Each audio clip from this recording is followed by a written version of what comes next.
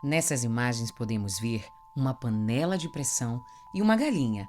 Mas o que isso tem a ver com fatos sinistros? Sem que pudéssemos ao menos imaginar, esse objeto e esse animal são figuras importantíssimas em dois dos casos mais sinistros já ocorridos no Brasil.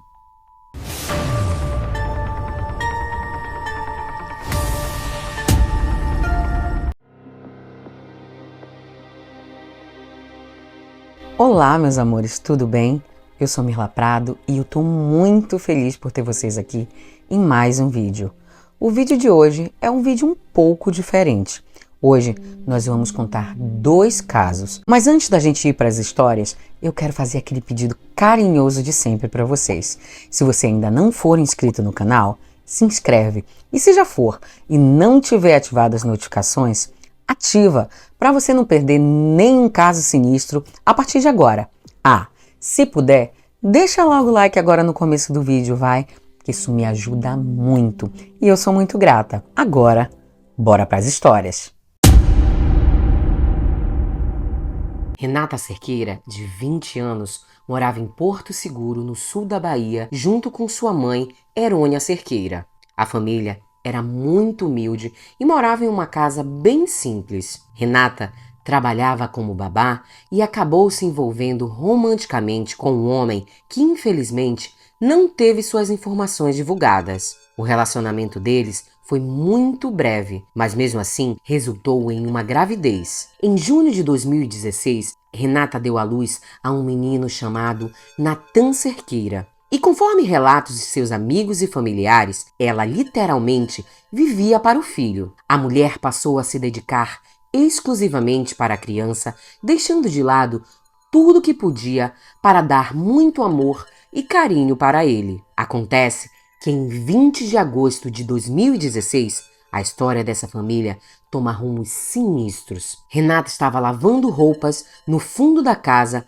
quando sua mãe chegou do trabalho e perguntou pelo neto. Então, a mulher informou que a criança estava dormindo em seu berço no quarto. A avó, então, foi até o quarto para ver o neto e se deparou com o berço vazio. Renata e sua mãe se desesperaram imediatamente e chamaram a polícia para informar o desaparecimento de Natan, que tinha apenas 2 meses. Em depoimento, a mulher afirmava que tinha colocado a criança para dormir e que aproveitou para lavar as roupas que já estavam no tanque. Que por conta do som do vizinho, que estava extremamente alto, ela não teria ouvido nada estranho, só se dando conta do desaparecimento da criança após a avó chegar do serviço. Algumas pessoas que estavam na rua disseram que viram uma mulher de estatura mediana, pele morena e cabelos presos com um coque saindo do quintal de Renata com uma criança na mão, mas não imaginavam que se tratava de um sequestro. O primeiro a ser interrogado como suspeito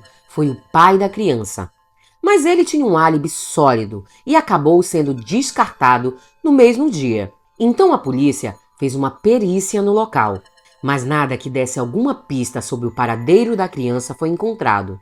E para piorar, não haviam câmeras de segurança nas proximidades para se ter imagens da suposta sequestradora. Sem pistas, a polícia se empenhou em fazer o que estava a seu alcance, mas após 2 dias, a família já estava em agonia total, sem ter notícias do bebê. Renata fez camisas com a foto do filho e no dia 22 de agosto foi junto com algumas pessoas fazer protesto no bairro da Caixa d'Água, em Porto Seguro, pedindo que as autoridades agilizassem as investigações, pois ela precisava de seu filho de volta. A mãe de Renata foi para casa enquanto a filha ainda estava na rua e notou que havia uma panela de pressão em cima da mesa da cozinha que estava exalando um cheiro muito forte. Antes que ela abrisse, Renata chegou e advertiu a mãe para não abrir aquela panela, falando que ela não tinha deixado ela naquele lugar, insinuando que poderia ser algo relacionado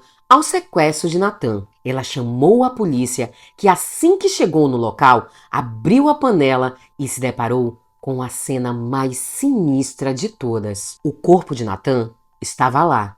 Naquele momento, Renata desabou em choro e disse que os sequestradores teriam feito isso com seu filho, voltando naquele dia para deixar o corpo em sua casa, mas não havia evidências de que alguém houvesse entrado na casa naquele período, a não ser Renata e sua mãe. Embora eles tivessem convicção de que o corpo pertencia ao pequeno Nathan, este foi levado pela perícia para realizar os exames de identificação de DNA, o que mais tarde se comprovou sendo realmente da criança. Mas o que era mais perturbador é que Nathan tinha sido desmembrado e faltava uma parte muito importante: a cabeça. Então, Renata Cerqueira foi levada para a delegacia para colher um novo depoimento e sua versão começou a mudar em alguns pontos. Após 4 horas de interrogatório, a mulher contou uma versão totalmente diferente da inicial que ela tinha apresentado. Ela disse que no dia 20 de agosto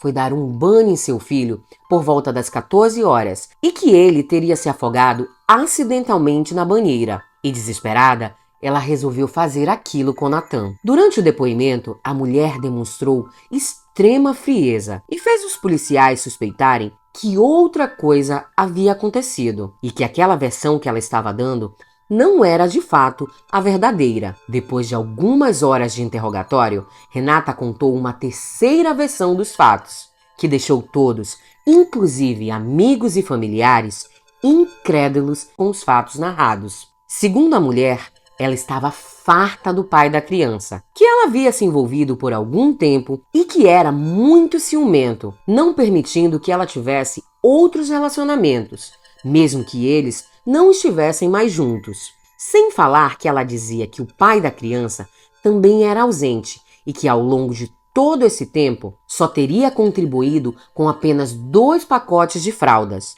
E segundo ela, ele estaria inclusive se negando a ajudá-la financeiramente para criar Nathan, caso a mesma não reatasse o relacionamento com ele. Então, no dia 20 de agosto, ela teria ficado furiosa, assim resolvendo colocar Nathan no vaso do banheiro e depois na panela. A cabeça, que ninguém sabia onde estava, ela teria colocado em um saco plástico escondido em cima do guarda-roupa de sua mãe e o resto na panela de pressão, enrolada em uma toalha e colocada também em cima do guarda-roupas. Acontece que no dia 22, antes de sair para o protesto, Renata precisou pegar algo em cima do guarda-roupas e acabou esquecendo de colocar a panela de pressão novamente no lugar e por isso ela foi encontrada. Segundo ela, dessa maneira, ela estaria livre do pai da criança. Durante o inquérito policial, Renata foi descrita como uma pessoa extremamente fria e não teria demonstrado nenhuma emoção durante o tempo todo em que contava a história. Ela teria falado sim que tinha remorso, que se arrependia do que tinha feito, mas seu tom de voz e a maneira com que falava demonstrava totalmente o contrário. Renata estava feliz e se livrando de um fardo. Renata Cerqueira foi presa em 23 de agosto de 2016 e acusada de homicídio. Infelizmente, a imprensa brasileira nunca atualizou o caso, informando qual foi a pena que Renata foi submetida. De arrepiar, né, gente? Mas eu aviso que o próximo caso não deixa nada a desejar esse. Na noite de 9 de julho de 2009, o casal Moisés Soares Filho, de 33 anos, e Divanise Lima dos Santos, de 35 anos, estavam em sua casa localizado no bairro do Rangel, em João Pessoa, na Paraíba, junto com seus 5 filhos, passando uma noite comum e muito agradável. De repente, o casal de vizinhos Carlos José dos Santos e Edileuza de Oliveira invadiram a casa da família, munidos de um facão, e iniciaram uma discussão. Carlos então partiu para cima de Moisés, que tentou defender sua família a todo custo, mas acabou recebendo diversos golpes e um fatal no pescoço. Inacreditavelmente, Edileuza pegou o objeto das mãos do marido e partiu para cima de Divanise, que estava grávida de gêmeos. Não satisfeita, ela se voltou contra os filhos do casal.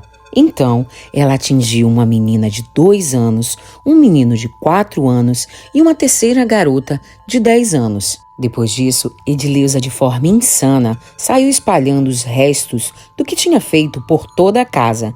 Em meio a tantos gritos, ouvidos pelos vizinhos, estes acionaram a polícia. Ao terminar todo o ato, Edileuza e Carlos voltaram para casa como se nada tivesse acontecido, tomaram um banho e foram dormir. Quando as autoridades chegaram até o local, encontraram Divanise ainda viva e com consciência. Ela, então, teria contado todos os detalhes do que teria ocorrido. Infelizmente, a mulher acabou falecendo no dia seguinte. Segundo os depoimentos dos policiais e peritos experientes que estiveram no local do crime, aquela foi a pior cena que eles já viram na vida. Nem ao menos os filhos do casal foram poupados de tanta maldade e, inclusive, eles demoraram alguns dias para conseguir juntar os restos que estavam por todos os cômodos da casa. Para a surpresa dos malfeitores, 2 dos filhos do casal sobreviveram. Um menino de 7 anos que foi ferido, mas felizmente passou algumas semanas no hospital e se recuperou. O outro sobrevivente era um adolescente de 14 anos que conseguiu se esconder debaixo da cama e viu escondido tudo o que aconteceu em sua casa. Algo realmente de partir o coração. Segundo os moradores do bairro, Carlos e Edileuza eram muito queridos por eles. Carlos brincava com as crianças do bairro e era muito educado. Eles tratavam todos muito bem. Os dois não fumavam, não usavam drogas e eram gentis com todos ao seu redor, o que deixou todos ainda mais assustados com suas atitudes. Presos, Carlos e Edileuza jogavam a culpa um no outro. A mulher afirmava que ela não teria feito nada a ninguém e que estava em sua casa com seu filho durante o ocorrido. Já Carlos afirmava que havia sido persuadido e instigado por sua mulher e que quando ele atingiu seu pico de raiva, teria perdido o controle e acabou partindo para cima de Moisés. Segundo ele, Edileuza demonstrou até se divertir enquanto tudo ocorria, pois a mulher sorria e cantava ao mesmo tempo. Agora, a motivação para que tudo isso tivesse acontecido vai deixar vocês ainda mais estarrecidos. Segundo Carlos, sua esposa teria ficado ofendida porque eles deram uma galinha para que Divanise tirasse a vida e a mandasse de volta para que eles cozinhassem. Mas eles só receberam de volta as asas e o pescoço. Sim, a vida de várias pessoas teria sido tirada por causa de uma galinha. Após todos esses fatos, o caso rapidamente ganhou manchetes e jornais. E isso foi muito complicado, pois o filho de Carlos e Edileuza, que tinha apenas 6 anos, começou a sofrer ameaças contra sua vida. Vizinhos, em um momento de revolta, também depredaram a casa de Carlos e Edileuza, derrubando as paredes e queimando os móveis.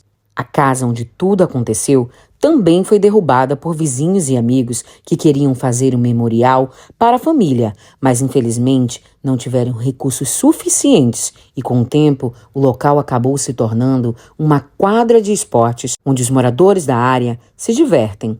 Durante a despedida da família, mais de 15 mil pessoas compareceram ao velório.